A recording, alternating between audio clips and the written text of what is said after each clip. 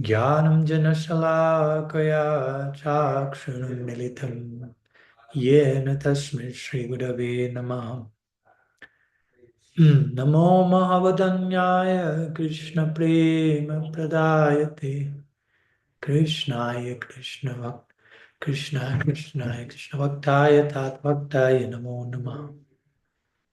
Krishnaya Krishna Chaitanya Namne Gauratus Namaha. Sorry. Bande Shri Krishna Chaitanya Nityananda Sahodita Gaudadaya Pushpavanta Chitra Sandutamonada. He Krishna Karuna Sindhu Dina Bandho Jagatvate Gopesha Gopika Kanta Radha Kanta Namastute Tapta Kanchana Gaurangi Radhe Vrindavaneshwari Vrisha Bhanasuti Devi Pranamami Haripriye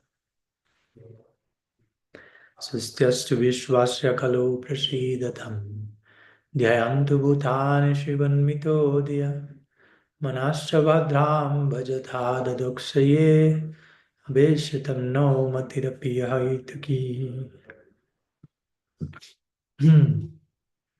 So, pranam to all of you, and good morning, good afternoon, or good evening, wherever you may be.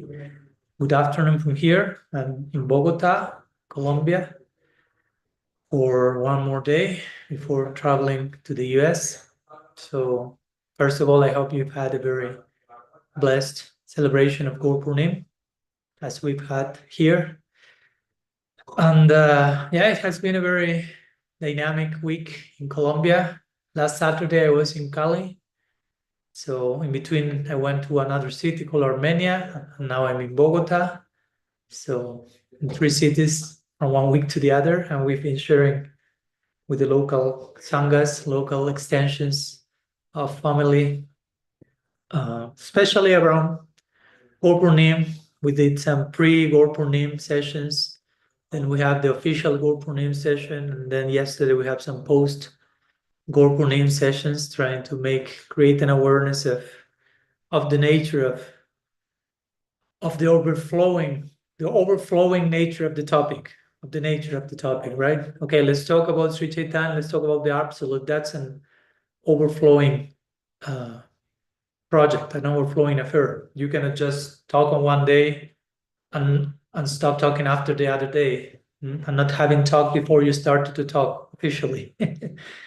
So somehow we need to warm up, create momentum, enter into the stage of the topic, and then just be carried by the overflowing of the afterthought of the topic, right? That's how the different revelations operate, right? In our own tradition, we have, I don't know, Srimad Bhagavatam, which somehow culminates in Braja Lila, culminates specifically in Rasa Lila, culminates more specifically in Srimad Bhagavatam, in the madness, the mad of Sri Radha for Bhagavan, the peak of the Rasa Lila. But in order to reach there, of course, the whole Bhagavatam is building up momentum for 9 cantos, right?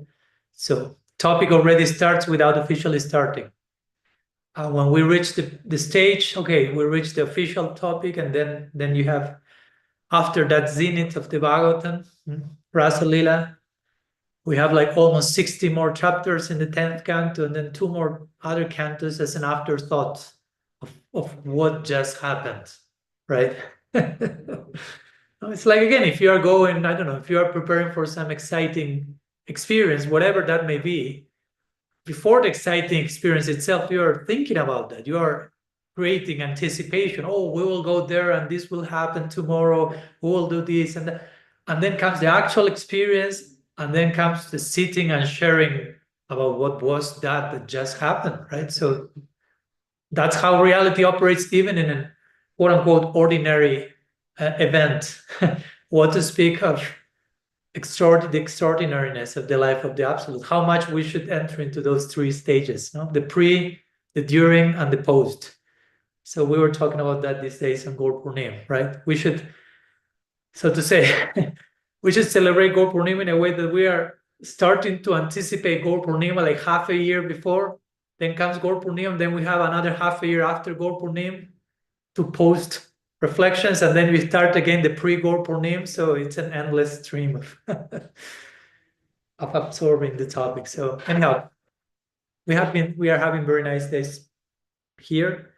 For me, always to visit South America also is interesting because it's a different flavor. I'm not saying better, I'm not saying worse to all my American, European, Kiwi friends. I'm not downplaying any of your contributions. It's just each one is a unique spice in the masala. But of course, I'm born in South America, so that holds some particular resonance for me.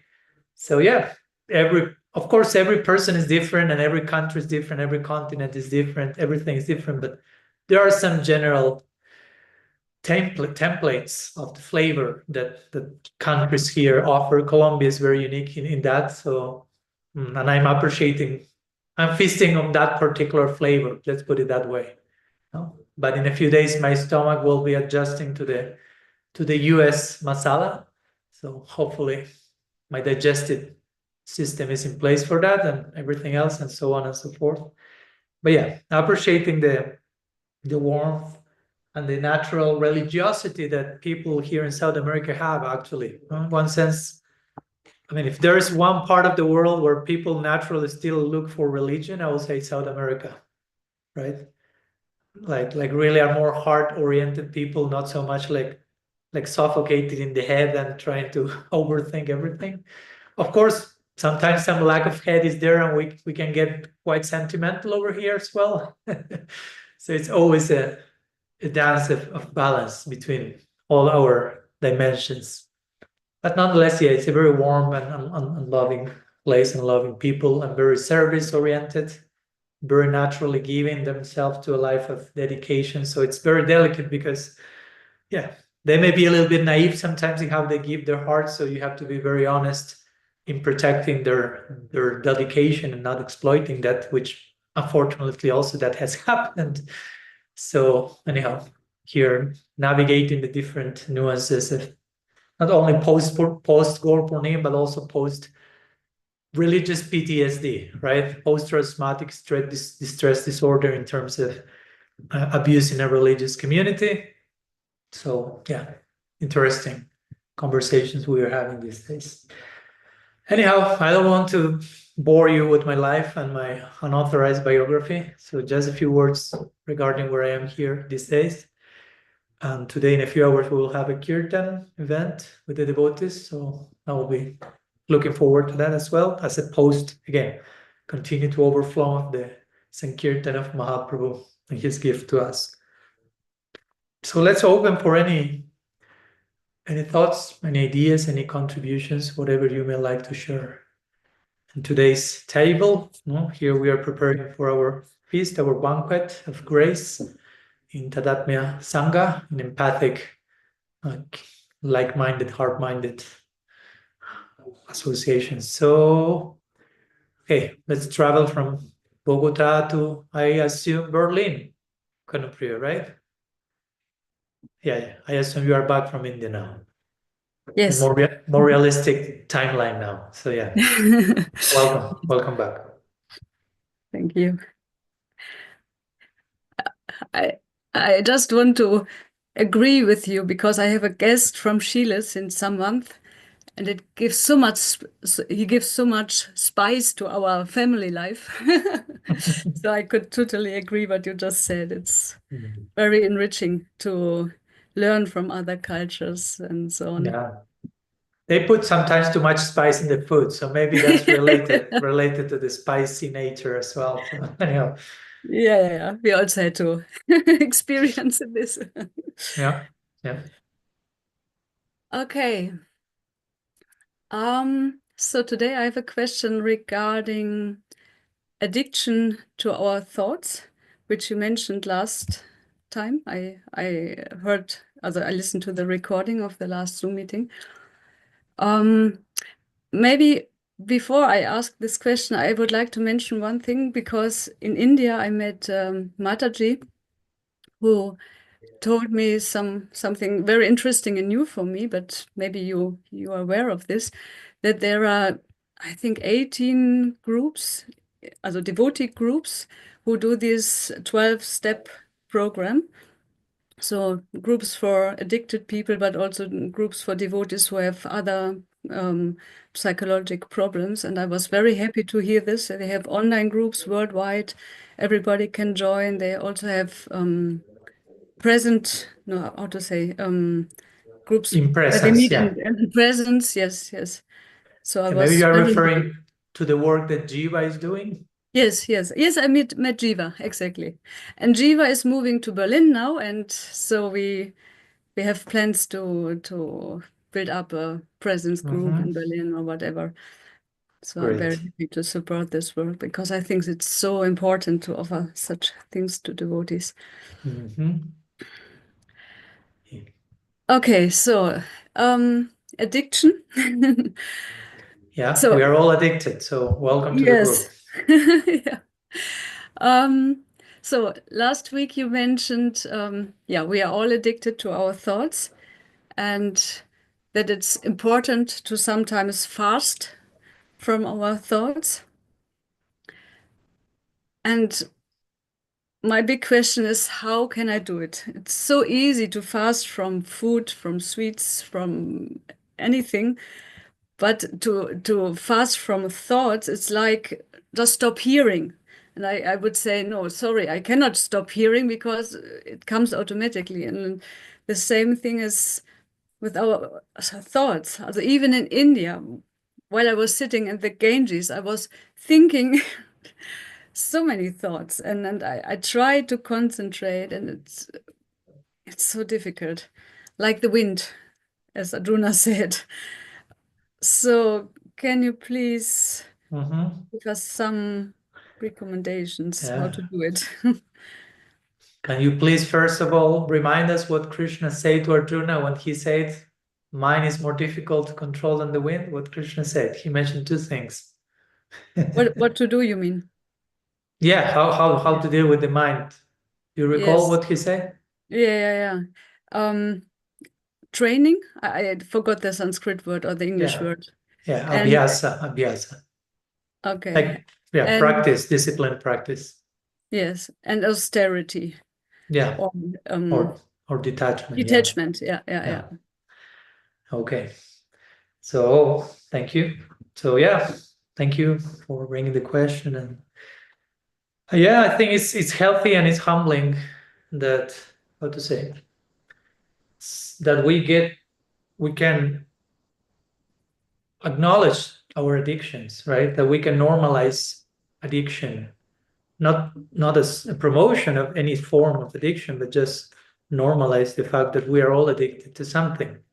I think that levels the ground and in a very way more realistic and human way. Because it's very different if you enter a circle like they will do in a 12-step program. They will enter the circle introducing themselves as an addict. And we don't want us to be over-identify as an addict, right? That's not my ultimate swarup, right? We may argue, yes, you can become an addict to serve and love, and that's my ultimate swarup, but that's another conversation. Before that addiction, we have to sit with the current ones, right? So in a circle like AA 12-step program, they will be introducing themselves. The introduction card will be, I'm an addict, I have this problem. Vulnerable, honest, raw, and that will be their entry point. No, the rawness will be the one who will allow them to feel that they belong, basically. No, the more they fake, as we will say, fake it till you make it. These circles will not say that. No, we'll say, as I like to say, naked till you make it. Right? You have to present yourself naked without stripping away all masks, all pretension. Do you say in English? Like you're pretending to be something you are not. So I think it's healthy, it's humbling to realize, okay, anartha nibritti, another way to speak about anartha nibritti, another way to speak about anarthos is I'm addicted to something. Sometimes we do not relate much to that word because we are all about four regulative principles and no intoxication. So if I'm an addict, it must mean that I'm breaking one of those regs, and that cannot happen. So I have nothing to do with an addiction. But if we, as we will speak many times, if we apply those four regulative principles in their most comprehensive form, probably we'll realize we are breaking all the four on every single day in so many ways. And not to make anyone neurotic, but just to normalize how much I'm being non-violent, fully non-violent per day, how much I'm being truthful, 100% per day, how much I'm being perfectly austere or disciplined on a single day. I mean, it's part of life and a spiritual life to fail in that, to grow in that, without failure, right? So when Mahaprabhu was saying, right, Durdaiva Mitrisham Mihajjanina Anurag, the name of Krishna is so magical, so powerful, so many gifts and blessings are coming through those single little syllables, little giant syllables, endless ones. But I'm unfortunate, and my misfortune is I don't have attraction. And the commentators say when Mahaprabhu speaks about misfortune, he's referring to anarthas. It's not that he has anarthas, we do, and we can translate that misfortune as forms of addiction. Addiction to behave in certain way, speak in certain way, interact in certain way, speak in certain way, and think in certain way. So again, sometimes we may end up being too simplistic in how we conceive something like anartha nibriti. And we just think, okay, to not fall into anarthas means, again, not to break the four regs, and we have a very shallow understanding of what that means. Or that means not to cheat on my wife, and not to smoke this, and not to strangle the temple president. Okay, I'm not failing on that. But there's so much more nuance in that, right? What anartha can be. If you study Bhaktivinoda Thakur's detailed descriptions of that, he gives 4 types of anarthas and 4 subdivisions of that. And there's so much more nuance in that. And again, not for anyone to feel neurotic and feel I will never leave this, but just to normalize it's part of the journey. And anarthas will be there till Bhava Bhakti, basically. And probably we are not in Bhava Bhakti. So better you learn to coexist with anarthas, because they will be there in one way or another, and coexist in a way that, of course, we can heal them, integrate them, and so on, transcend them by proper integration of the healthy version of the anartha. Basically means a false value, as we know. So if there's something called false value, there must be something called real value. So the anartha is just showing me the false side of something which is actually true. So anartha nibriti means turning false values into real values. That's what anartha nibriti is all about. No, it's not about rejecting anything, but like transmuting, like alchemical process, transmuting what is a false value into a real one. So again, part of this journey has to do with our thinking. Many times in our tradition, we hear this expression, Tanuban Manorbir Aham Tavashmi. Aham Tavashmi, O Bhagavan, Bhagavati, I am yours, Aham Tavashmi, in Tanuvak Manobir, in body, words, and mind. Body, activities, words, speech, and mind, thoughts. Sometimes all our faculties are kind of encapsulated in those 3 expressions. So one of those are the thoughts. So here we enter into the realm of thinking and the notion of addiction to thoughts, which is an important point. Sometimes it's overlooked. Again, we think of addiction to, so to say, to gross substances. But sometimes what we think is way more gross than any substance we could consume. Right? Sometimes, not always, but some of the ideas we entertain are way more dangerous than than injecting heroin in my body, so to say. And again, with this, I don't want to downplay the dangers of all that stuff. I'm just saying, let's not underestimate how much damage we can make to ourselves just by our mere thinking, and to others by extension. I mean, we can literally go mad. We can literally go crazy. And needless to say, if you end up putting heroin in your body, somehow it only started with some thoughts in your mind. Heroin will be just a way of coping with all that restless mind, which who knows which thoughts is having, right? So the whole addiction process begins in the thinking dimension. Which thoughts are we entertaining? And of course, we are not saying here about let's stop having thoughts at all. But sometimes, yes, sometimes we need to stop thinking, because sometimes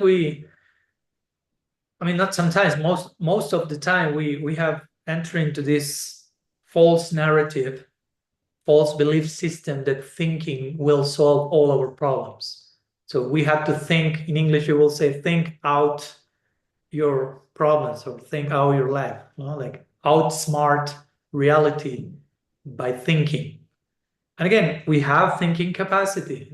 I try to be careful here. I'm not proposing become brainless, do not use your thinking faculties, but just here's the difference I'm trying to make. One thing is trying to think about things as much as you can and try to use that faculty and bring solutions and insights. That's totally desirable. Acknowledging the limits of the thinking process. But a very different thing is just entertaining a parade of thoughts that are usually endless, repetitive, useless most of the time. That's for me. You follow my point? Because we use the word thoughts, but thoughts do not necessarily mean that I'm thinking. Right? No. I may just sit and there's like a bombarding of one idea after the other, but doesn't mean that I'm engaged into a thinking process. No, it's not that I'm being introspective and contemplative and resorting to my deepest, finest discernment to trying to ascertain the nature of reality.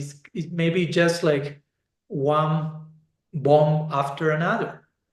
And again, many times those patterns are catatonic, we could say, like repetitive, one after another, one after another, one after another. And so that's what we are trying to say. Be careful with that. Be careful with going there and just getting stuck there, becoming addicted to that. Trying to think. There are many things to say, of course. Becoming addicted to our thoughts means resorting to that bombarding in our minds as an excuse not to confront reality, right? Because again, we can only live life in the present moment. And generally when we are numbing ourselves by not putting any filter to this bombarding of thoughts, we are not in the present moment. We are somewhere else. So and that happens to all of us, not just in case Kanupriya. Welcome to the club again. Welcome to the 12-step circle. Please raise your hand, those of you who have ever, for example, chant the name of Krishna in japa and never experienced a bombarding of thoughts. Raise your hand if you never experienced that.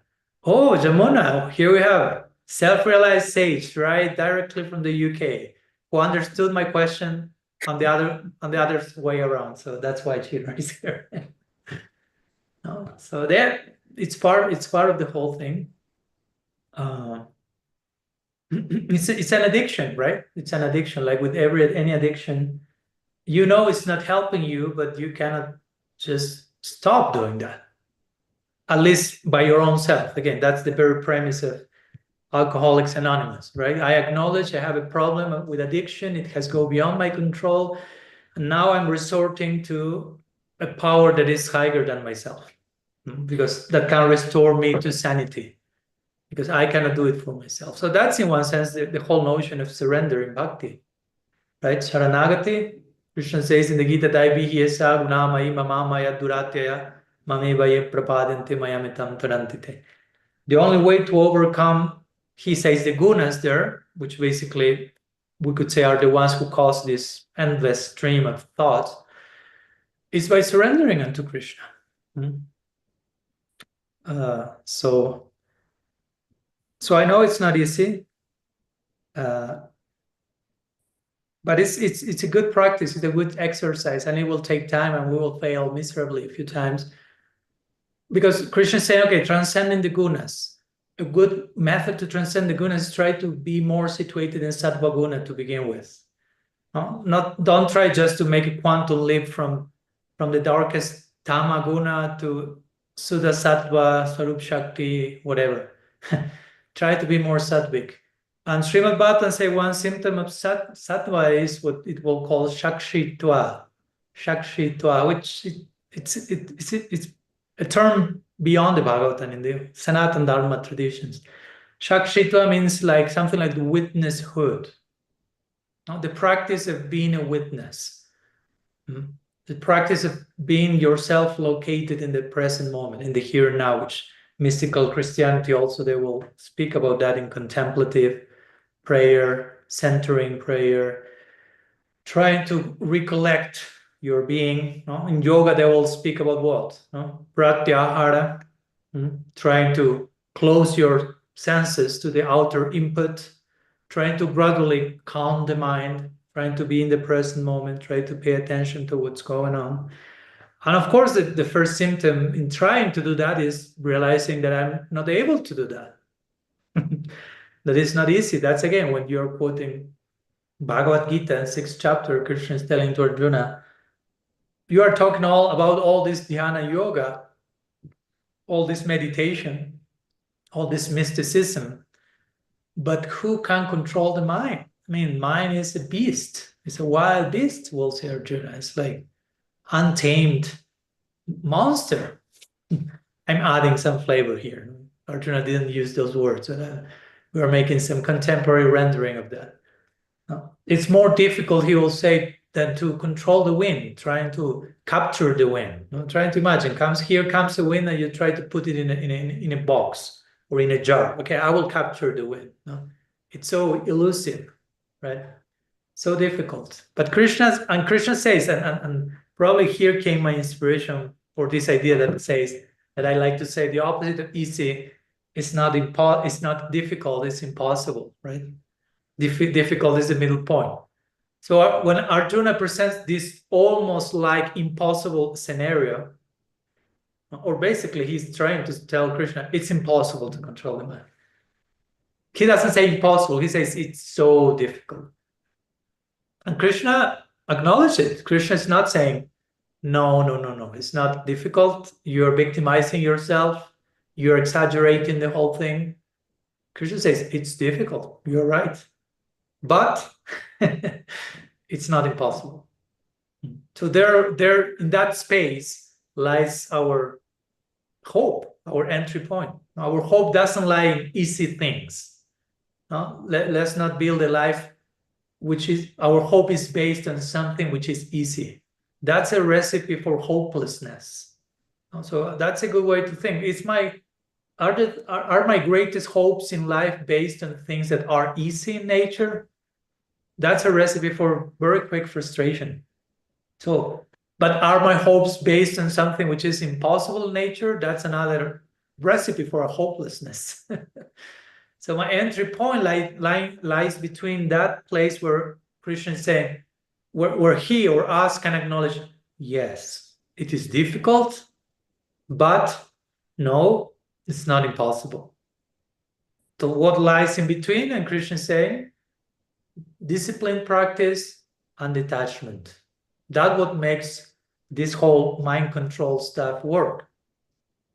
And again, I know we may have heard this zillions of times, but we may need to hear it again, but of course articulated in a way that makes sense for us.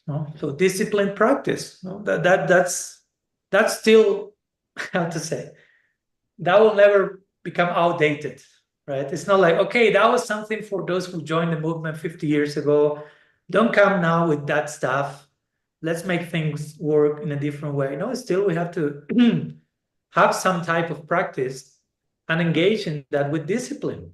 With discipline means, I don't know, nowadays will mean leave your cell phone in a separate room. I mean, there are different ways of describing discipline, but let's begin with the most obvious thing, and sometimes it's not so obvious. Now, you will spend some time per day in practice, whether it is japa, meditation, prayer, or whatever that is. Okay, do it, do that. Don't do anything else at the same time. And we are becoming more and more accustomed to do multitasking, to multitask reality. And that has such terrific effects on our attention, on our focus. No, I was hearing yesterday one lecture when they say that they have this idea of the word of the year. They select a word that mostly defines every year. So last year, the word of the year was a word, I didn't know that word, which is brain rot. Brain rot. And that speaks about how we are being affected by technology, basically, and how we relate to all this scrolling stuff and social media, how that affects our cognitive faculties and capacity for attention and presence. Again, I'm not talking about attention just in a technical way, capacity of being present in the here and now, of doing witnesshood, sakshitva. No? So maybe we have to begin there. All right, okay. Am I doing all that I can in my relationship with scrolling for me to stop thinking and be present? And maybe the answer is no, I could do better. Okay, unless and until I do better, I may probably not experience any improvement because I'm not doing what I'm supposed to be doing, which may be something very immediate and basic. But if I'm not doing that, I cannot expect greater miracles if I'm not first addressing the most basic and probably embarrassing thing that I need to do. No, the other day also I was listening to someone who told me these people who do the scripts for the movies in Netflix, they have something called second screen friendly. I don't know if you heard that expression. That's scary because the assumption of that is the people who is doing the scripts for the movies assume that the people watching the movies are simultaneously scrolling with the second screen their phone. So they will make all the scripts easy to digest because they assume someone is doing something else. So that's second screen friendly. So most of the movies and stuff that you see or consume come with that assumption. No? Brain rot. Right? So again, these are all current contemporary problematic situation that we need to address. It's part of our anartha nibriti of this age. No? Even 20 years ago, that was not an issue. Now that's an issue, and you have to talk about. But that because that gets so much in the way of attention and presence and our thinking faculties and capacities, such a distortion to our brain system, basically. No, I mean, I will strongly suggest that you spend some time reading some of these books that do like scientific academic research on which is the actual effect that social media is having in your brain. Not to stop using that at all completely, but just to be sobered about what's actually happened while you are not noticing that. No? And what happens when you make some adjustment and how can really affect our capacity for being present, more present. So that's important. If you go for a walk, go for a walk. No, don't do something else. No. Today Jiva Prabhu sent me a nice video of a contemplative Christian who was teaching how to with a stone, a little rock, and how to be contemplative in nature, paying attention to a rock, and how to derive so much by properly relating to a rock and finding God there, so to say. No, but you need to train your mind to go in that direction. Again, Mahaprabhu is saying Trinada Pisunichari, it's the same principle. A blade of grass. I mean, I don't even notice a blade of grass per day. I don't even think. Tarori Vasahishana, tolerant than a tree. I may have crossed 300 trees in a day by a half an hour walk. Probably haven't noticed one single of them. Let's be honest. We are here in the addicted circle. We can confess our problems. So we are absent. No, we are absent. Unawareness, absence. It's a great problem of absence. So on all the thinking patterns it gives the notion of I'm present, right? And I have so many things to do and to think about, but all that is a form of absence. This overthinking, this multitasking, it's just creating extreme division inside of me because I'm trying to do 300 things at the same time. It's like fragmenting my whole self instead of keeping wholeness, presence, cohesiveness in place. So when Krishna says be disciplined and detached, I mean, he's implying, in my opinion, the things that I'm saying now. Be detached from those things that agitate your mind and that agitate your mind. But you have to do it yourself. That's the only way the change will come. It's so, I mean, it's simple, but we fail at that so many times. We know that there are certain things that if we do them will help us. If we don't do them, will help us. But still, sometimes we don't do them. So it takes mental discipline to go through that list again. Anukulyasya sankalpa pratikulyasya varjana. Anukulyasya sankalpa pratikulyasya varjana. I won't even go to other 4 items of Sharanagati. First 2. Accept with determination what's favorable for your life of practice of bhajan and reject what's unfavorable. And tomorrow, make again a passing in your mental list again. What I'm doing that is unfavorable, that I know it's unfavorable and that I continue doing. Can I stop doing it? No. Or do I want to stop doing it? No. Why? No. Engage in all that dialogue. No. So the more we live in an aligned lifestyle, of course, we will be more at peace. We will be more, again, in sattva. And sattva refers to contentment with what is, with reality as it is. I don't need to think about things because I'm present enough, attentive enough to capture what's coming to me in the present moment. And I realize this is way more, there's way more content here than all the things that I can think about in my head. So I don't need to do any type of evacuation plan in my head and start thinking about things. I can really be present. So in one sense, the whole thing is not so much about not thinking, it's about paying attention to what's coming. No? Because again, if we just craft the whole thing about not thinking, it ends up being more a form of repression. No? Or the thoughts are coming and I don't have to pay. No, it's not so much about not paying attention to the thoughts. It's about paying attention to what's already coming beyond your thoughts, which is way bigger than that. And if a thought is coming, okay, you acknowledge it. No, it's not about hating the thought. No, you horrible thought, you are getting in the way of my present day experience. No, okay, this is coming. I acknowledge you and I release you. No?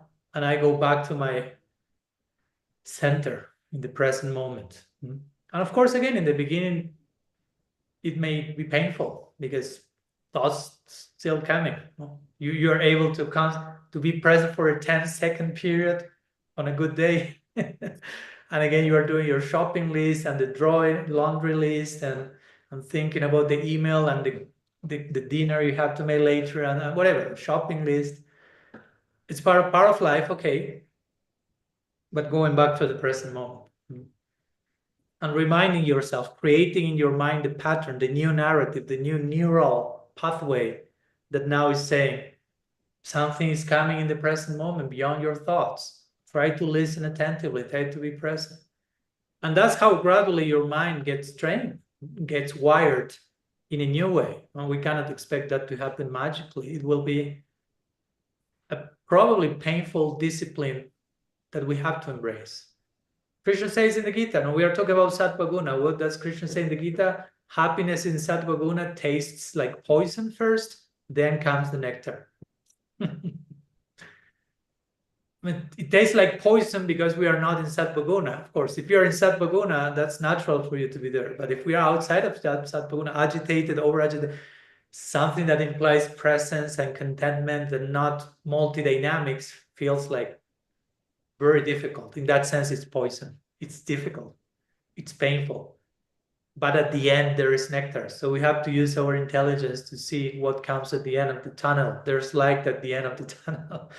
But you can only get to that light by going through the dark tunnel, right? So with this type of tips and conviction, we can try to spend some time, whether it is sitting in silence and try to pray by being present and paying attention to what's coming, to God's presence in our heart, trying to have a walk in nature and trying to listen to nature. Again, it's not about not doing anything. It's just about paying attention to what's there, to Krishna's embrace being extended in whatever way it is being extended at that particular moment. So what do you think? Does it help, Kanupriya, in any way? Hope I hit at least one point that had some entry. Definitely. Also I feel now, because I'm just back from India, and I feel it's a period of time where I can go or find new patterns of life. And I thought also, hey, I have to reduce my WhatsApp time, for example, or at least concentrate it. And I have to stop this multitasking while chanting and so on. And so this was very helpful confirmation that I should really focus on this now. Thank you so much. Yeah. I recall this book from Brother Lawrence. He's a Christian mystic. The book's called The Practice of the Presence. And he will do that simple practice that whatever he's doing that, and he's trying to be present. And he will be cooking lots of time in the monastery, and he will be cooking, peeling potatoes for the love of God, right? And washing pots for the love of God, and trying to offer having these micro moments of prayer in those moments. No, what prevents us from doing that? No, but the thing is to create a habit of that. So it begins with acting those things, creating samskars, impressions. The samskars create habits, and as the saying goes, the habits create a personality, and the personality creates our destiny. So if we want a particular destiny, that destiny corresponds with a certain personality, with a certain way of being. Actually, sattva means that, beingness, to be content in the being. So yeah, I think there's this famous story that Thich Nhat Hanh, this famous Buddhist teacher, and he was one with a disciple, and he was cleaning pots and talking with someone. He will come, and the very Buddhist style of teaching is like, when you clean pots, you clean pots. No, he will leave. Not like inviting for presence, even in the so-called ordinary, right? Because generally I clean pots, I will listen. I'm not against you listening to a podcast if you're cleaning pots. Don't become neurotic now. I know that for some it's like the only time a day I can listen to a class is while I'm going for a walk or cleaning my pots or cooking. So I'm not here canceling all that. But yeah, we have to also have moments of just doing one thing. No? I think that, and of course, japa, for example, ideally it's that thing. Or studying the scripture, ideally is that thing. Ideally, I'm saying because sometimes we are not doing only that thing when we are doing that thing. So again, it's simple, but we have to do it. And we have to do it enough to create a pattern, to create a samskar, a habit, when that then becomes natural. And again, we live in an age, being realistic, that we have such a bombarding that it affects our attention. I'm talking for myself. I love to read. I always love to read and still love to read, hopefully, fortunately. But I'm finding more difficulty in reading than years ago. More difficulty in concentrating for longer periods just with a book for a few hours. I need to do something else after half an hour or something, at least, go to the bathroom at least. No, so I can notice the pattern, right? So it's not that maybe we can solve that to the root, but at least to ameliorate. Ameliorate is in English? No, because if not, it becomes loose. It's a loose wild horse that if you don't put any filter, it becomes worse and worse because the whole system is made for that to happen, right? The other day, someone was telling me that they made a. Sorry, I don't want to sound like I'm into conspiracy theories, all that stuff, but someone made an interview with the CEO of Netflix again, and they asked him, so what's your goal with Netflix? And it's that people spend as less time awake as it's possible, right? So we want you in front of the screen, right? So yeah. So it is important to acknowledge those influences also and to take necessary measures to coexist with that in a way that preserves and honors our attention. Because ultimately our attention is the only thing we can offer to Krishna. The main instruction of the Gita, Krishna says, manmana bhava madbhutta, manmana. Give me your mind. Give me your thoughts. Give me your attention. So that's it. That's the ultimate offering in one sense. And so we have to preserve that, to honor that. Anyhow, thank you. Thank you so much. Sorry, I went for a little longer than usual with this answer. It's necessary point. Okay, let's go to Jiva Prabhu. Hare Krishna Maharaj, pranams to everyone. Wonderful question there from Kano Priya. Thank you very much for that. Maharaj, when you were in the UK and you were given a talk on the fifth pillar of radical personalism, which was divine ignorance No, darkness. that was not the sixth one or the fifth one? Is it the fifth one? Fifth one. Yeah. Divine ignorance through darkness, doubt, and paradox. You mentioned a phrase, theistic, agnostic, saying that we could be theistic agnostics. So I was wondering, is there still a part of us that remains agnostic as we cannot know Krishna fully? So that was my question, really. Okay, in brief, my answer will be yes. So that was an easy one. But I'll say something else. Of course, I will explain first of all myself with that term because that can sound a little bit confusing. Now, what do you mean that you are theistic and agnostic at the same time? Some people is like, or you are agnostic or you are theistic, right? Because so agnostic means to not know, right? Gnostic comes from gnosis, which is very related to jnana, implies knowledge, and like in Sanskrit, right? Vidya, avidya, jnana, ajnana. Agnostic means to not know. So that's different from someone who considers himself or herself an atheist, who will say God does not exist, which in my opinion is ridiculous to say that because you may not know that he exists, but you cannot prove that someone does not exist. You can just say, so far I've never met that person, but how much you can conclusively establish that that person is non-existent, that's not possible. But anyhow, that's another conversation. But an atheist will say that, right? God does not exist, or I don't believe in God. Sometimes that's the expression. An agnostic will say, I don't know. I don't know if there is a God, if there is not a God. I don't know.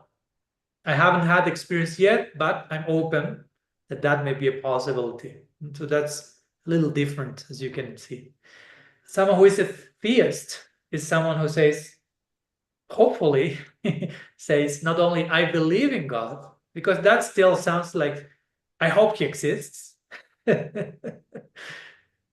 But like Carl Jung will say, which I always quote, and I really appreciate his reply when someone asks him, do you believe in God? And basically he implied saying, that's the wrong question. He said, I do not believe in God, I know he exists. No, that's faith. Faith is not the same as belief, right? Belief is more of a mental conviction. I hope, I think God exists. Faith is, I know. I had pratyaksha. I have first-hand experience, undeniable, overwhelming. So hopefully all of us here who consider ourselves theists, people, devotees of Krishna, believers of God. Again, I don't like the word believer, but anyhow, faithers of God, if we can make faith into that. Hopefully we have some experience. I trust that we are here out of experience, not out of social pressure, intimidation, trying to fit in, and so on and so forth. We have some undeniable experience that made us realize, okay, we call that God. Of course, we can say there is something overwhelmingly bigger than myself. We can use the word God, you can use Krishna, you can use the word you want. It's at the end of the day, it's a word, right? To indicate something that is bigger than any words. So we have to also be careful not to over-limit God to words, to names. Of course, there are names, we will say the names of God are indeed non-different from God. That's totally true. And again, but our understanding and our experience of any given name of God is always touching one point of an infinite line. So there we go to the idea of being or of the concept of theistic agnosticism, which is theistic. I know God exists, I'm a theist, but agnostic in the sense I know Krishna, but I don't know Krishna. No, I know something of that reality, but there's so much that I don't know, and that I will never know. In one sense, it's more what I do not know about Krishna than what I do know about Krishna. And probably that will be the case forever. And it's okay. No, it's okay. No. There's the realm of actuality and the realm of potential. So in actuality, I've had some experiences, but in potential, there is so much more to be had that in one sense, I can consider myself agnostic in that sense only. That I cannot just claim in an overtly conclusive way, I know Krishna. That's what Brahma did, and we know the result of that. You know this mudra, right? This is a mudra for Brahma Vimohan Lila. Spinning, forehead spinning. I have only 2 hands, so I can do just 4. I need 2 more hands. Thank you, Bhakti. So here we have 4 heads of Brahma spinning like crazy. That was the result of Brahma saying, I know Krishna. No, he was a theistic, but not a theistic agnostic. He didn't leave room open for not knowing something. No, he had a toxic sense of certainty. And like I like to quote Father Richard Rohr, he will say the opposite of faith is certainty. Because faith is a journey into mystery. No? Always. Faith is diving deep into a bottomless ocean of mystery. Yesterday we were giving a lecture here. Kriparam Prabhu, who is the devotee who is hosting me here, he asked me, he's given lectures on Bhakti Rasamrita Sindhu for many years already. He told me, Maharaj, can you give a lecture on the origin of Bhakti Rasamrita Sindhu, how it came? And it came from, according to Chaitanya Charitamrita, from Mahaprabhu instructing Rupa Goswami. When Mahaprabhu meets Rupa Goswami in Prayag for 10 days, he instructs him, empowers him, and that becomes, the result of that becomes Bhakti Rasamrita Sindhu. But Mahaprabhu, before starting his instruction, he tells Rupa Goswami, okay, let's talk about Bhakti. And he says, Bhakti is like an ocean. So we can never encompass the totality of it. So I will just give you a drop. Are you okay with that, Rupa Goswami? And Rupa Goswami said, yes, no, bring that drop. And of course, Mahaprabhu gave him 1 drop, but a drop from one particular ocean, right? It's an ocean which is endless in nature. So even a drop is endless from that ocean. So Mahaprabhu says it's impossible to say everything about Bhakti. It's the same thing we are talking about here.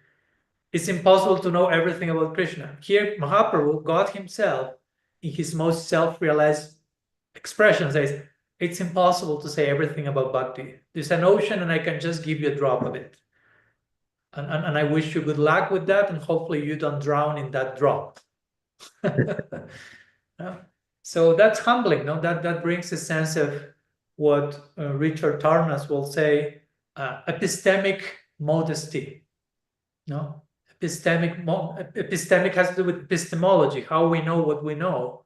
So when we try to know reality, and you realize the nature of reality, you realize I can never know this completely. So it gives you a sense of epistemic modesty.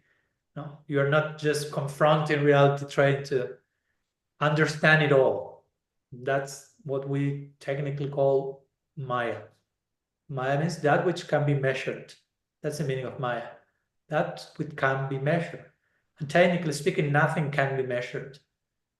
Everything is everything is endless. Everything is unmeasurable. So the very fact that we try to measure something is in itself a symptom that we are in illusion. Illusion means it's not possible, but still you are trying. It seems you can do it, but you can never do it. So that's Maya.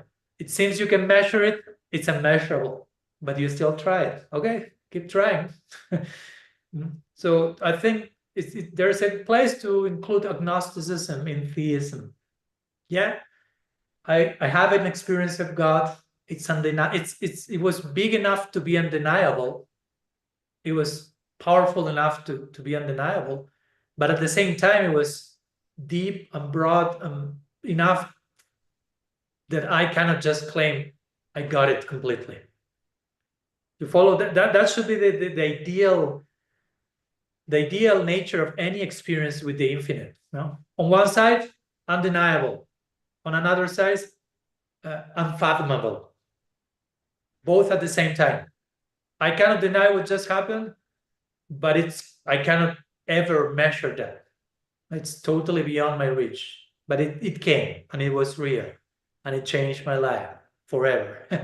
And at the same time, I don't know what's that.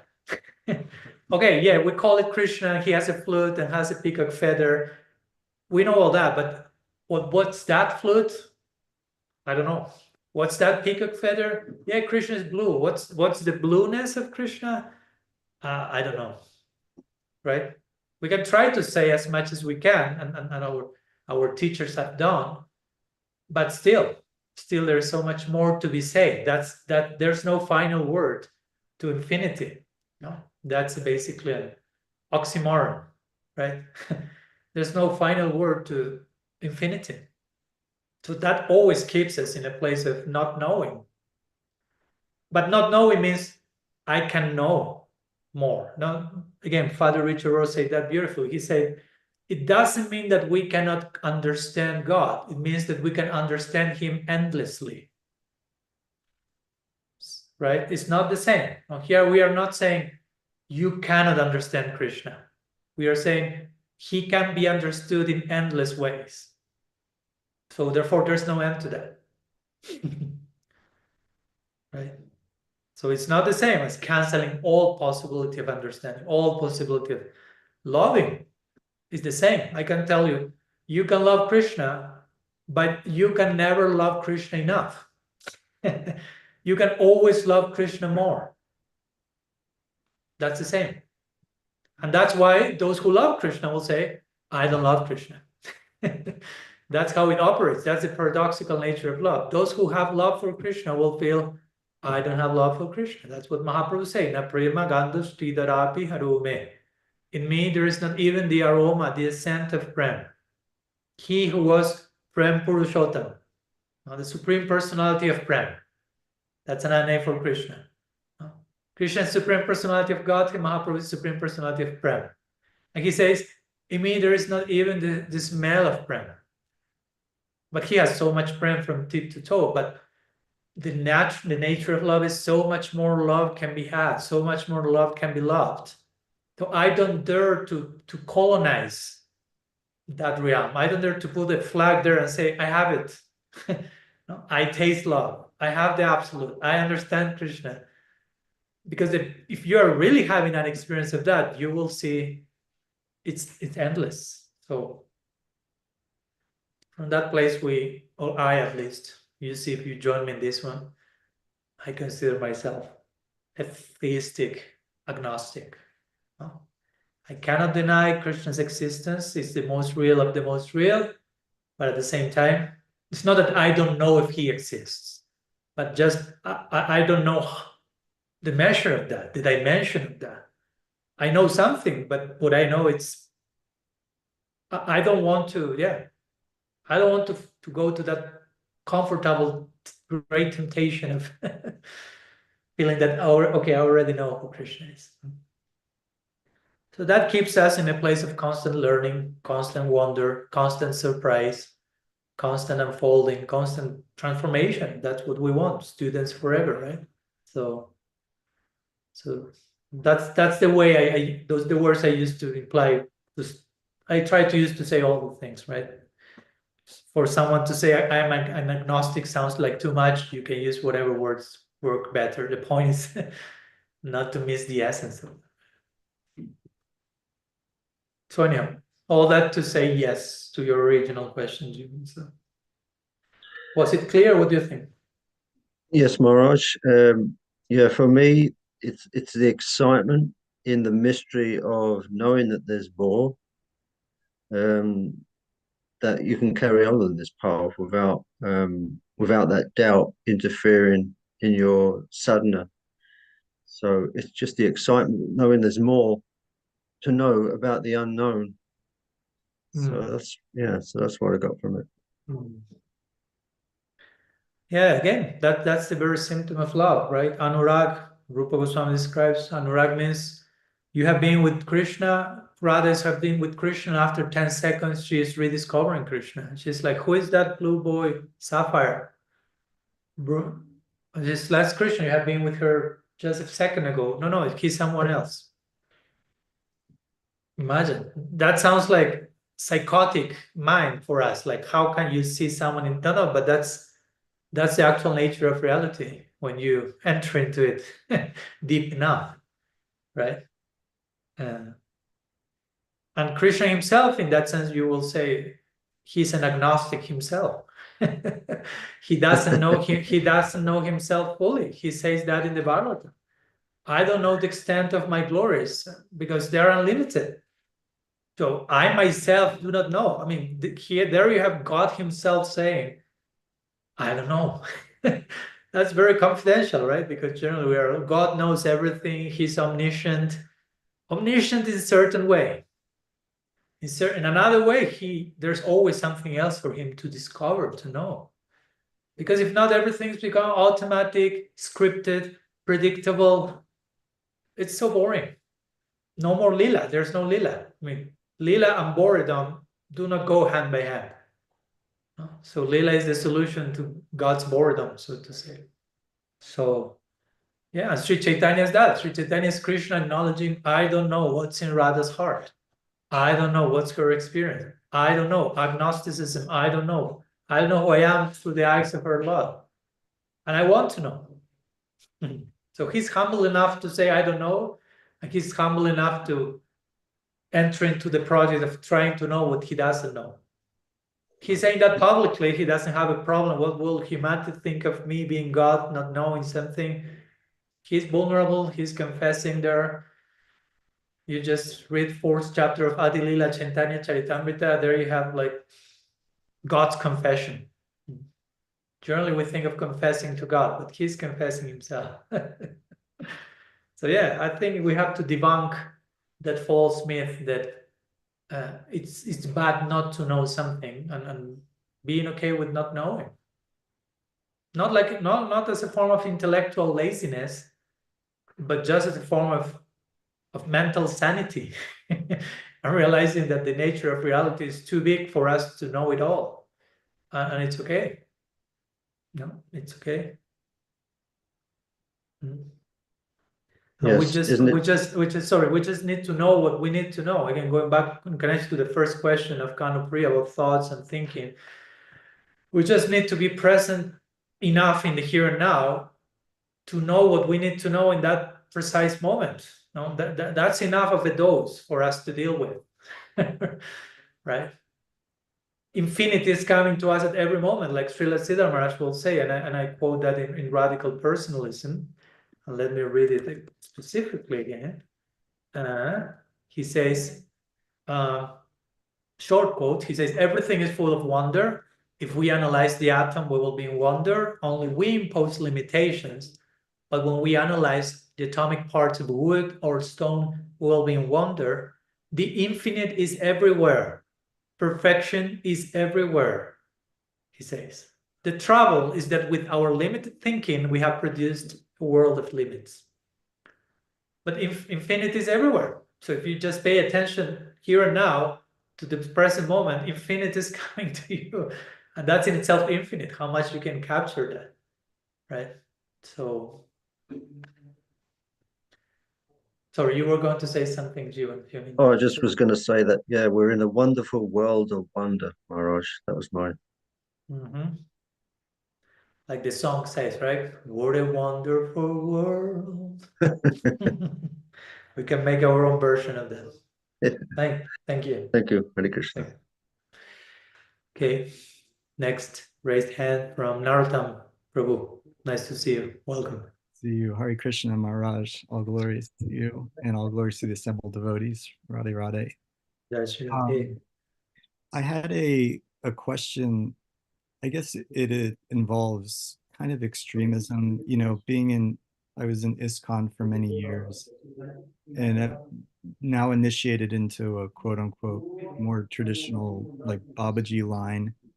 And, you know, I've noticed this war with like, you shouldn't read this from this Sampradaya, you shouldn't read from these gurus. A perfect example, I was reading something from Bhaktivinoda Thakur, and a devotee was like, oh, well, we don't really accept him. But, you know, I find so much wealth in Prabhupada's and in all the Gaudiya literature, and also find, you know, I love reading like Carmelite spirituality, St. John of the Cross, and Orthodox spirituality. So I was wondering, you know, I really love your approach, you know, how, you know, you speak to so many different people from so many different lineages. How, I guess I'm asking, how do you navigate when people come to you and say like, oh, you shouldn't be reading this, or you shouldn't be associating with them? I don't care for that. That's it, no? Right? I mean, not being indifferent, but yeah, thank you for your question. I mean, I try to, I don't care for that in which sense, not from hopefully not from an arrogant, indifferent place, but just from an understanding of where they are coming, right? And I'm not taking that personally. And I understand that for some of them, what they are saying is true for them. I mean, for some people, it may not be healthy to read too many things. For some people in some stages, it's confusing. And they don't have the capacity to integrate. And I'm not here saying, and I have that capacity.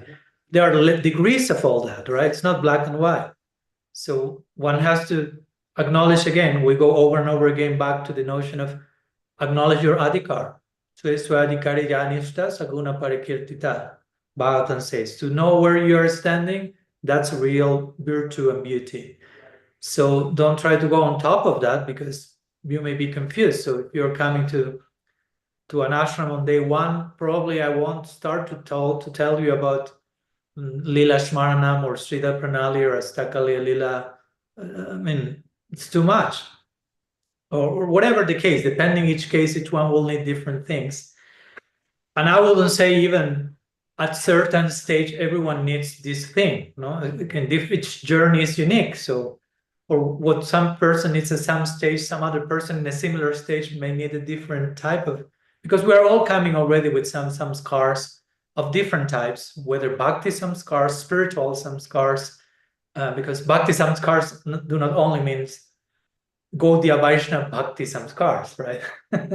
Now, if you were like deeply immersed in, I don't know, Christian contemplative mysticism for decades, you have a bunch of bhakti samskars there. No, there is bhakti there. No, it's not that we own bhakti in our tradition. We have all the monopoly, so to say. So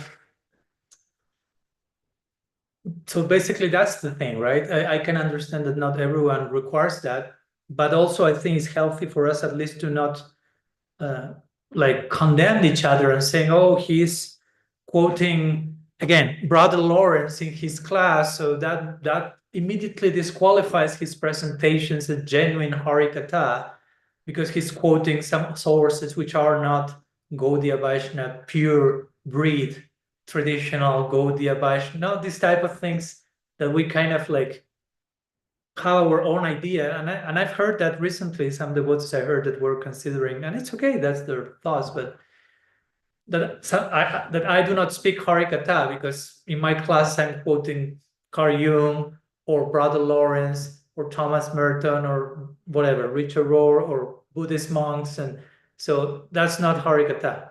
Now, Harikatha means that you just speak Bhagavatam and quote our Gaudiya Vaishnava Acharyas, and probably even for some it's like you read one verse, then go word by word, then go to each one have their own idea of what genuine Harikatha means, right?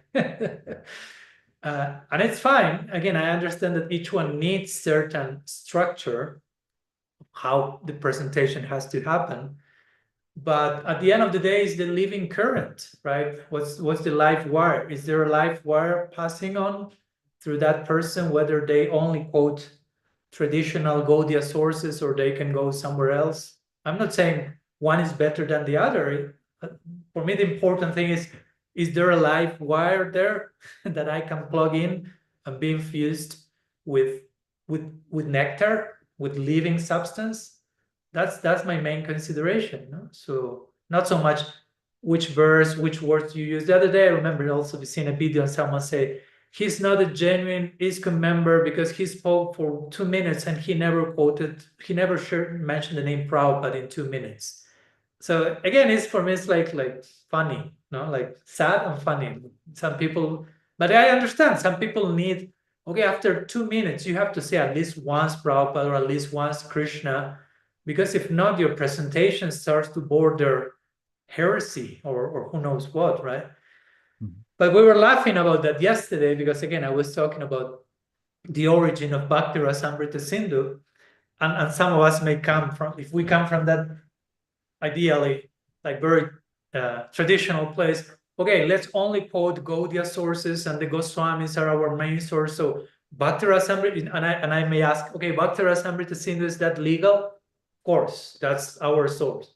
Okay, but Bhakti Rasamrita, the whole structure for Bhakti Rasamrita Sindhu, Rupa Goswami is taking that from Bharat Muni and the Natya Shastra. Now, the whole structure of rasa and depicting bhakti in terms of rasa, Rupa Goswami is borrowing all that from another book, which is called Natya Shastra, which is about, it's a secular book. It's not even a spiritual book. It's a book on arts. It's not spiritual. And he's borrowing from that and putting that into Bhakti Rasamrita Sindhu. So what about that? What about quoting other sources? The whole structure of his presentation is shaped on that. And I'm not diminishing his contribution by that. I'm appreciating the genius of his capacity to take and he's quoting Ballavacharya in Bhakti Rasamrita Sindhu. Ballavacharya from another religion, if you will. And what if you go to the Shat-sandarbhas of Jiva Goswami? He's quoting Ramanujacharya, Madhvacharya. He's even quoting Shankaracharya. And not only to refute him. He's quoting Shankaracharya to refute him, let's be fair, in many sections. But in many sections, he's quoting Shankaracharya to support his own points. And I think if I dare to quote Shankaracharya in a class, people will start to say, oh, Maharaj is a Mayavadi, he's an impersonal. I mean, they're already saying that, some of them, without me quoting Shankaracharya. So what if? But you don't dare to say that to Jiva Goswami, right? Because he's Jiva Goswami. So we have these types of ideas, right? So, but if you pay attention again to this core text that will say, if there's something hardcore Gaudiya Vaishnavism, Bhakti Rasamrita Sindhu and Shat-sandarbha, but they're quoting other traditions, other systems which are not even spiritual.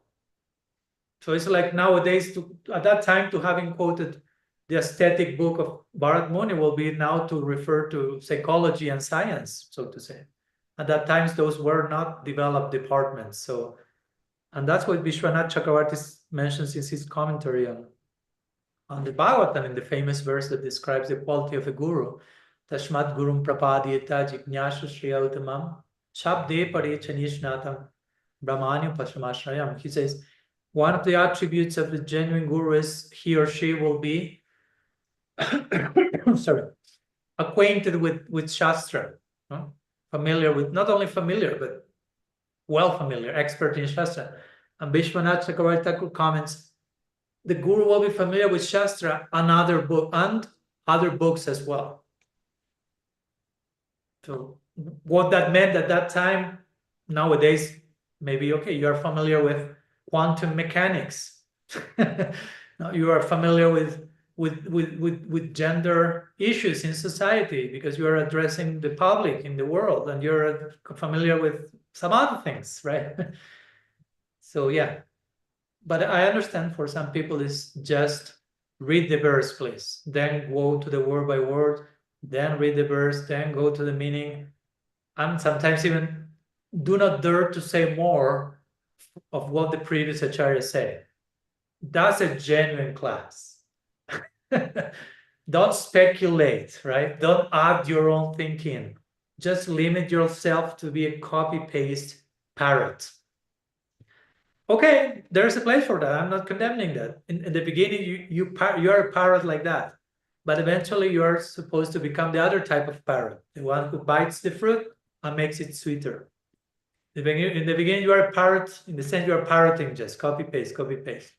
Eventually, you bite the fruit and make it sweeter. You can add your own insight and realization. At the end of the day, that's genuine Harikatha, live wire. And you can be quoting whomever. If you are well connected, like Mahaprabhu, yesterday we were quoting, Mahaprabhu was in Rath Yatra. He was singing a love song, which was like nowadays quoting the latest pop hit in the Billboard list. He was singing that in Rath Yatra. He was taking that and connecting that with the experience of Sri Radha in Kurukshetra. Or Srila Siddhar Maharaj, once he was in his mat reading the newspaper, and some devotees were like, Guru Maharaj is reading a newspaper. No, that's not Shastra. And Bhakti Sundar Govinda Maharaj said, no, like when Guru Maharaj is reading newspaper, it's like him reading the Bhagavatam. I mean, it makes no difference for him. If you are connected to the living source properly, you bring Bhagavatam, you bring newspaper, it doesn't matter because you are able to draw reality from that in its proper, right, light. If you are not properly connected, I put you Bhagavatam in front of you, and who knows what you will draw from that. You may draw abuse, you may draw distortion, you may organize your own Rasa Lila. So, yeah. So that's how basically I try to navigate and relate those opinions, so to say. And again, I try to be careful and respectful also, not to think everyone should be doing as I'm doing, because that will be narcissistic, right? I mean, and I'm not saying just, okay, in the beginning you are fanatical, but when you advance, you will always quote many sources, and if you don't do that, it means you are still fanatical. No, I'm not saying that. There are so many great personalities and pure devotees who, for whatever reason, they're only referring to their own tradition, and that's okay. As long as, again, the living wire is there, the appreciation, the broadness of other moods is there, then we can coexist in a harmonious community. Yeah. Wow. I hope that helps, Nartan. Thanks for the question. Yeah, it definitely helped, and it's going to definitely help me meditate on, people having different samskars, and, they're all come to not be offended, and just realize that, we all have different samskars and we're all at different points. So it was very helpful. Thank you. And thank you, Badra. She quoted one verse in the comments. Krishna bhaktirasa bhavitamati kriyatam yadikuto pilavite tatra laulemapi kalam mulyam janmakoti sukritarma lavite. Famous verse, which is actually composed by Rupa Goswami. and says basically what it says there very beautifully, like whenever Krishna consciousness is available, you purchase it without delay. Be greedy for that, no matter the form it takes. And interestingly, to say that Srila Prabhupada named his society Krishna Consciousness Society, inspired on that particular verse. So that tells a lot. He named his society ISKCON, International Society for Krishna Consciousness. And his notion of international and Krishna consciousness comes from this verse, which speaks about the spirit through which to look for the truth. No matter the particular vessel, the form, as long there is a living wire and it's nourishing my faith, I'm ready to purchase that product, or to be more precise, to sell myself to that. It's not here as buying the high-get thing, but selling ourselves to that reality. Yeah, thank you. Thank you. Okay, we have 2 more raised hands, but we are almost on time here, and I have another things to do. But let's try with Rasangi, and let's see. I noticed that Patrak and some of the photos in New Zealand, some of them maybe connected later because of the daylight saving. So maybe that's why Patrak's question came at the end, because I know he always will raise his hand first. He loves to speak publicly. So let's see where we can end. I want to entertain your thoughts as well. So, Rasangi, we cannot hear you.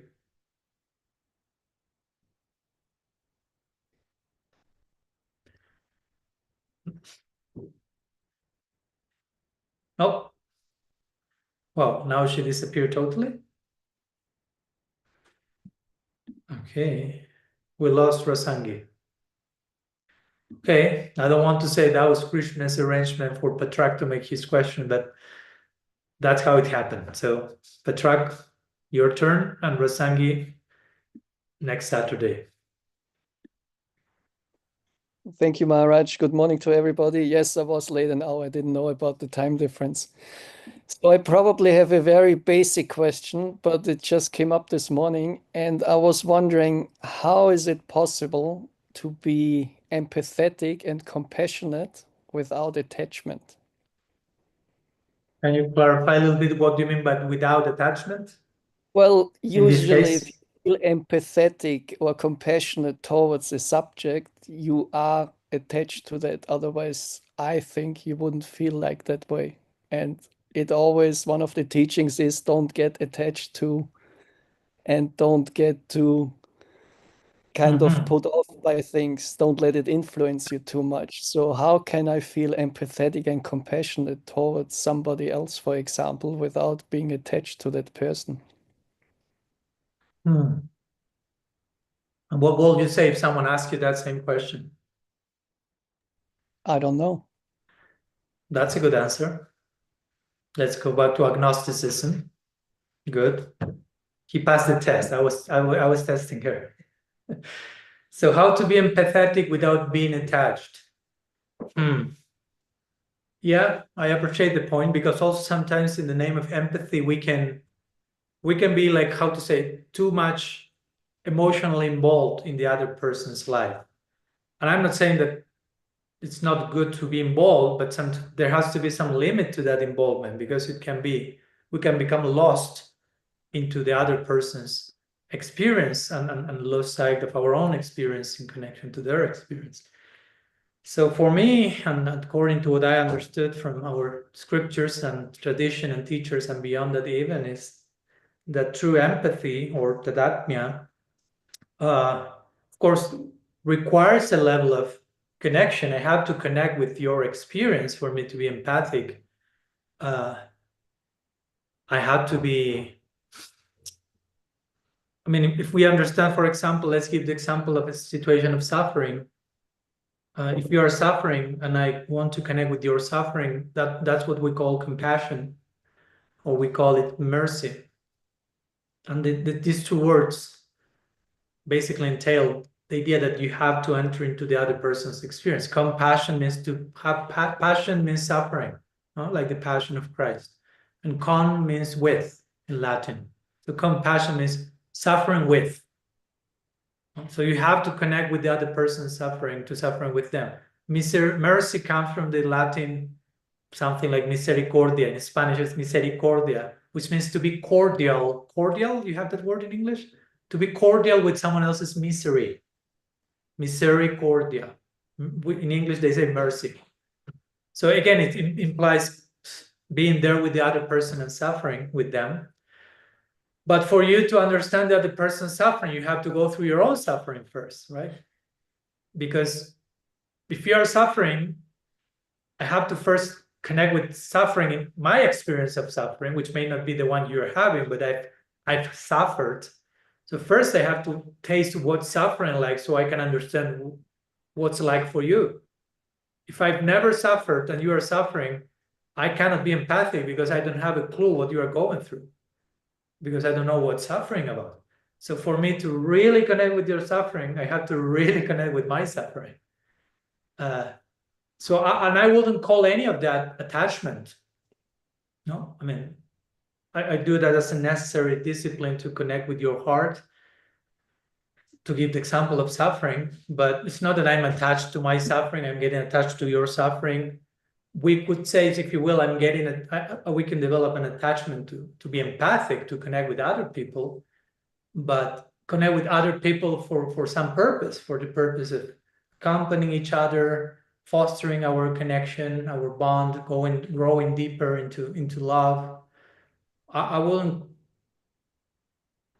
say any of that is attachment in the wrong sense of the term. I mean, the whole problem with attachment and the main cautions that come from our tradition and others with attachment is most from the place of us being self-centered, right? Us thinking everything revolves around me, and I get it, and I depend on that, on me being in the center and seeing things and people revolving or constellating around me. That's the problem with attachment.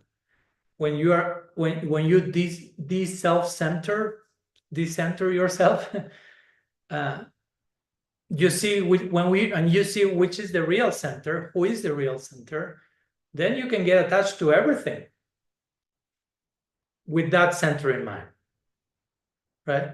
So that's the main thing. Srila Prabhupada will say, Krishna Bhakti is not the science of detachment, it's the science of attachment. So knowing whom to get attached to, what to get attached to, knowing what's the center and get it attached to that center. That's Raganuga Bhakti, basically. Raganuga Bhakti is all about attachment. We just quoted this verse from Rupa Goswami, Tatra laulem api kalam molya. The qualification for Raga Bhakti is greed, attachment, passion, fascination. Raganuga Bhakti is the path of fascination. So we have to be careful in the name of not getting attached, doing away with attachment altogether, and not knowing how to get attached to Krishna as the center of reality, and to get attached to everything revolving around that center. So for me, I mean, in my trying to go to my practical experience, my very limited attempts to be empathic with people, to connect with their experience. Yes, I have to enter into the world. I have to connect with what they're doing, but I don't need to get attached to that. I don't need to, I don't need to be validated by what they are going through. No, their experience is not telling who I am. They're having their own experience they have in mind, but for a moment, I'm voluntarily entering into your world, trying to accompany you there as I need the same from others in my world. But that doesn't mean that I'm getting lost there and I lost my personality on that. My personality depends on what you're feeling. No, I don't need to get attached to that. I'm just noting something's going on. We need to connect here. We need to do something with that. Okay, let's work together. But after that, my life continues, so to say. No, it's not that I become completely lost into that particular act of empathy, so to say. I may need to enter into someone else's suffering, accompany that person there. But yes, I have to know how to leave that place and continue with my life and not zoom in into that suffering to the point that it's like overwhelming. So I don't know if that makes any sense, but track of if you have any thoughts. Maybe I misunderstood the question also, that's possible. You let me know if that's the case.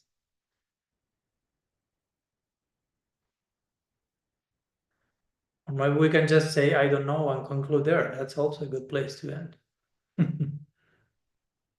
Yeah, no, it was definitely helpful. Thank you. Because my understanding of empathy was also that you kind of have to show real empathy. You have to relate to that person, for example, by your own experiences. So you pretty much must have had similar experiences to be really empathetic towards that person. Otherwise, it might be presented as empathy, but it's not real empathy. I see. I see. Thank you. Yeah, of course, there are different types of empathy, and some of them require that we have had a similar experience. As I gave the example of suffering. If I do not suffer, of course, everyone suffers, so we can all be empathic in that department.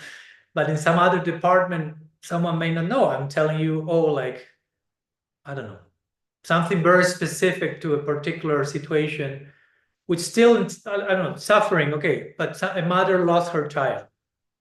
Okay, she's suffering. So I can connect with her suffering, but I cannot connect with the specificity of that suffering because I've never lost a child in this lifetime, at least. So I can be empathic as much as I can. I'll try to be empathic, but also I know that there are limits to my empathy in that sense, that hopefully someone else can complement, because someone may need the empathy of someone who has gone through that same thing, which of course at the end of the day, sorry, there's no experience that is exactly the same like anyone else's. So we can never be absolutely empathic, because even if both of us lost a baby, we are still individuals and we are going through that in a very different way. But again, that doesn't do away that we'll try to do that exercise as much as we can, right? So yeah, and it's a good exercise, and it demands that it's a good exercise for taking ourselves from the center, basically, right? And entering to the other person. And again, what we talked before, gaining presence, learning to listen to the other person, not judging, connecting with someone else's experience beyond our filters and expectations, at least trying to put that aside for a moment. That's a great discipline to gain an actual experience, give and gain an actual experience of empathy. Yeah. Thank you. And I will pause here. Chaitanya Mahaprabhu ki jai, Sri Harinam Prabhu ki jai, Guru Bhakta Vrinda ki jai. And before you